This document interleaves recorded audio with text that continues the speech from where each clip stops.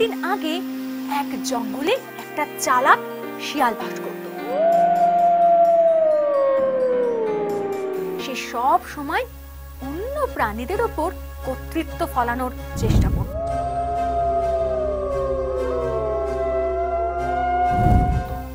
এভাবেই সে তার রাজত্ব চালানোর চেষ্টা করত। একবার জঙ্গলে এক ভয়াবহ ঝড় উঠেছিল। সেই সময় শিয়াল তার গুহায় ছিল না। সে তার নিজের গুহার দিকে দৌড়ে গেল, কিন্তু মাঝ রাস্তায় একটা বড় গাছ শিয়ালের গায়ের ওপর পড়ে গেল। শিয়াল আঘাত পেল।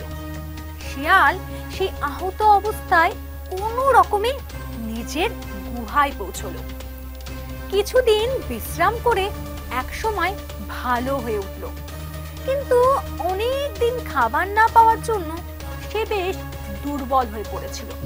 গুহা থেকে বেরোনোর পর সে খরগোশ, তিতির এবং অন্য ছোট জন্তু শিকার করার চেষ্টা করল, কিন্তু সে ব্যর্থ হলো। শিকার না করতে পারার কারণে সে ভাবলো, খিদের চোটে আমি বোধহয় মরেই যাব।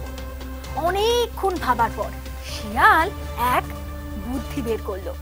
সে নিজের শিকার খোঁজার জন্য জঙ্গল দিয়ে লোকালয়ের দিকে বেরিয়ে পড়ল।